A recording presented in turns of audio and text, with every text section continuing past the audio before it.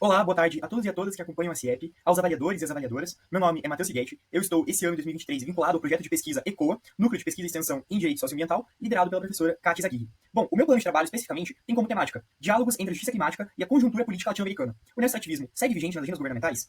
Como se denota o título do trabalho, o tema-problema se concentra na América Latina. E, além disso, nas relações entre agendas desenvolvimentistas e a ameaça ao equilíbrio climático. Bom, como primeiro objetivo da presente pesquisa, tem-se a investigação do cenário de crise ecológica que se verifica a nível global, sem ignorar a adoção de modelos neoextrativistas e extrativistas. O segundo objetivo da pesquisa é a checagem da efetividade de agendas governamentais no que se refere ao modelo fundiário no Brasil e na Colômbia, mais especificamente sobre a reforma agrária. O fator central que guia a presente pesquisa é a compreensão de que práticas agropecuárias intensivas e a alteração do uso do solo aumentam as emissões de gases de efeito estufa. E, por outro lado, modelos fundiários baseados na pequena propriedade rural, em práticas agroecológicas e na agricultura familiar, por sua vez, guardam direta relação com a natureza e, por isso, emitem menos emissões de carbono, uma vez que mantêm os ecossistemas rígidos e mantêm as florestas em pé. Como metodologia para a presente pesquisa, eu posso citar dois fatores principais, dois eixos principais. O primeiro deles é a revisão de literatura, que é essencial, tanto do ponto de vista teórico, quanto do ponto de vista científico, através de relatórios do IPCC, principalmente, e também uma análise de legislação, seja ela nacional, como as constituições, ou proveniente de tratados, como o Acordo de Paris.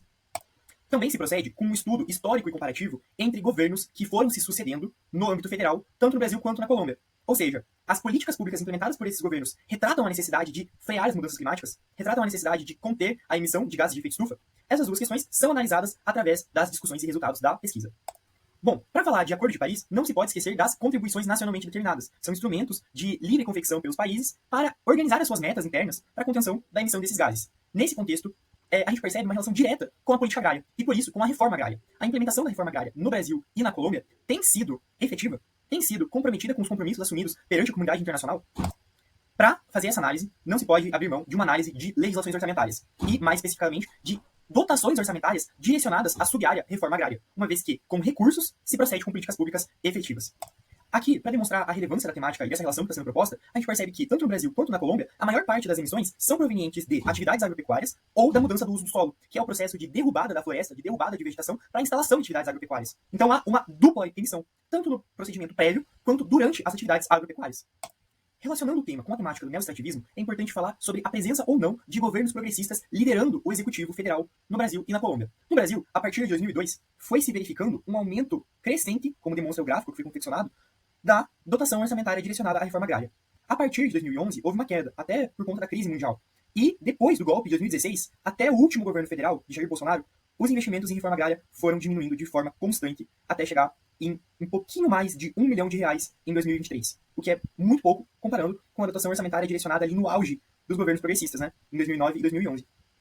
Bom, o que esperar de governos progressistas? E por que esse recorte? Porque tanto no Brasil quanto na Colômbia, governos progressistas voltaram ao poder a partir das eleições realizadas em 2022. Lula, no Brasil, e Gustavo Petro, na Colômbia. A pergunta é, esses governos continuarão reproduzindo premissas neoextrativistas? Ou esses governos implementarão políticas de reforma agrária mais efetivas, comprometidas com a contenção das mudanças climáticas? Bom, já concluindo, porque essa apresentação tem que ser bastante breve, a gente pode perceber que, em uma breve análise das leis orçamentárias direcionadas ao Congresso Nacional pelo chefe do Poder Executivo em 2023 e em 2024, já há uma mudança perceptível.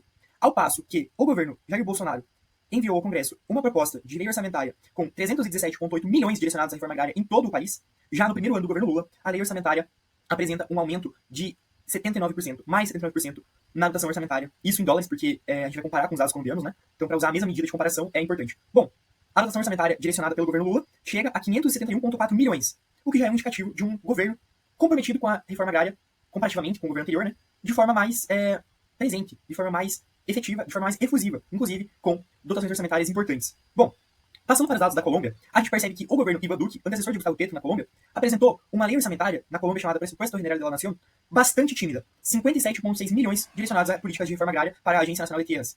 Isso com base em dados oficiais do Ministério da Fazenda. No primeiro ano de Gustavo Petro, verifica-se um incremento na receita, um aumento de mais de 2.200%, totalizando 1.327,9 milhões de dólares direcionados à política de reforma agrária, o que se reverte em um modelo agrícola que emite menos gases de efeito estufa. Assim, pode-se concluir que talvez esses governos venham a adotar políticas comprometidas com a contenção das mudanças climáticas nos critérios estabelecidos pelo Acordo de Paris, ou seja, impedir o aumento da temperatura a níveis superiores a 1,5 graus até o final do século.